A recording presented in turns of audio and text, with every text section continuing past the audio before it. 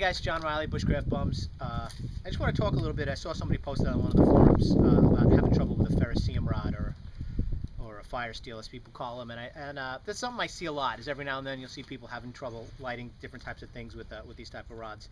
So I'm going to demonstrate some man-made tinders, and then maybe I'll demonstrate. I did a video on natural tinders, but maybe I'll light up a quick natural tinder if I get a chance. But basically, what I have here is a classic version of a ferrocerium rod. This is a very popular. This is the Swedish Army Fire Steel. It's made by a company called Light My Fire, and it's just a composite material made of magnesium and other elements. It gives really good sparks when hit with a sharp surface. It comes with this striker. The back of certain knives will work too. And there's a couple of different methods people will use for using these. One method, without going to the tinder yet, one method will be like I see a lot of people do is what they'll do is they'll brace the, like say this grass is the tinder, they'll brace their hand against that, and then they'll pull the striker up, or the ferrocerium up against the striker, like so. And that seems like a real good idea at the time because you're not really hitting the tinder. But what happens in my experience is as you're providing counterforce to the rod, you'll end up hitting your tinder with the blade that you're striking with, and it's gonna throw it all over the place. So I don't really like that method so much. Another method I've seen people do is kind of like this flick method, where they'll hold it high above the tinder and they'll try and flick. It's windy. They'll try and flick the sparks down on the tinder, and that'll work well with flash tinder.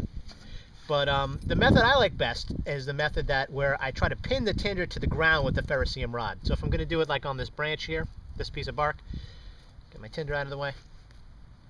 I pin the tinder to the ground with my rod, and then I strike down. And I can strike down multiple times on the same tinder source in an attempt to get it to catch. So now I'm just going to demonstrate a couple of different types of tinders. I have some man-made tinders here, and I also have a little bit of a natural tinder, just some simple wood shavings. So the first one right here is dryer lint. A little bit of dryer lint, so we're going to try that up first. And maybe I'll try initially using the flick method. And actually it works. With a flash tinder like that, the flick method works because you don't need a lot of heat to get it to combust. The dryer lint works pretty well. As you can see, I'm getting a nice good burn on that. So if you have a dryer, good source of tinder right there. Throw that in a film canister or something like that and make it happen. All right. The next version, this is again a man-made tinder. It's a natural material, but man-made tinder. This is jute twine. And again, this will probably work with that other method too. The flick method where you start up here and you can kind of really direct it where your spark goes. One strike catches. Pretty good stuff. Now I always bring man-made tinder with me into the woods, and I keep it in a little canister with my fire steel, and I try never to use it basically because this way it'll just extend it. I prefer to use natural tinder because the more natural tinder you use, the longer you can keep your man-made tinder if you need it in case of an emergency. It extends your ability to stay, your longevity.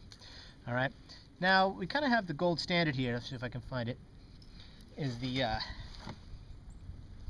petroleum jelly cotton ball, and what this is just a piece of cotton that's been soaked with Vaseline, and this is pretty forgiving. And what'll happen is the cotton will ignite, but then the Vaseline will make it burn for a long time. This is very forgiving. So what I'm going to do is then just I'm going to use that other original method that I mentioned. I'll do it right on the grass here, where I'm going to brace my hand on the ground and then draw against it. And that works well for that kind of thing because it's very forgiving. All right.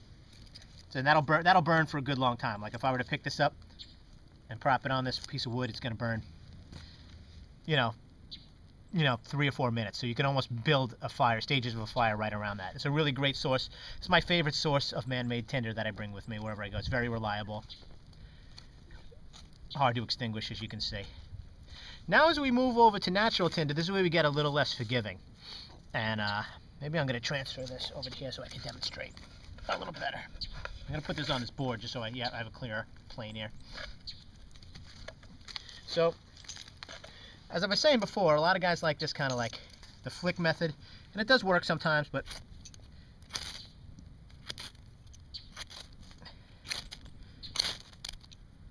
the natural tinder, the wood shavings, you just need it's got a higher rate of combustion, a higher temperature to combust. So it's going to have to get hotter before it'll catch into a flame. So it's not as forgiving as the flash tinders or as the petroleum jelly cotton. And if I do this thing where I brace this, what happens is kind of gets knocked in there, and it kind of knocks my tinder everywhere. Now when I brace the rod down and strike it, it will knock the tinder also, but I get some of it that's compressed down. It's going to be a lot more forgiving. There we go. So for natural tinder, I much prefer the pinning down method. It's pinning down and multiple strikes. It's going to help bring the temperature up to the point where it can combust the natural tinder.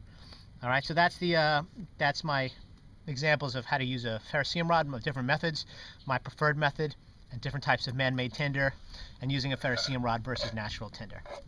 All right, I'm John Riley. This is Bushcraft Bums. Thanks for watching. All right, so I'm going to do one more fire steel technique, and this is the classic disaster scenario. What if you only have one hand and your fire steel is the only method of lighting a fire? That's your first mistake, is having only one method to light a fire. But God forbid you are injured, you only have use of one hand. Here's how to use a fire steel with one hand. I'm going to take my tinder, I'm going to put it on the ground. If you have a flat piece of bark or a dry rock to put it on, that's going to be better, because you don't want to get your tinder wet. It's that classic old woodsman's adage, keep your tinder dry. And that's certainly something you want to do. But for the sake of demonstration, we don't have to be too crazy about it. I'm going to use this small twig to brace the striker up against, like so. Kind of make like a 45-degree angle out of that. And then I'm going to step on it to hold it in place. And we really want to get a lot of pressure on there. I'm going to try and get my fire steel all the way down to the ground. I strike up, really try to get as much force as I can in there. So I take one or two more strikes. There we go. And we have a fire that we just made with one hand using a fire steel. Alright, so that's it. A couple of techniques of using a fire steel with different types of tinder. Alright, I'm John Riley. This is Bushcraft Bums. Thanks for watching.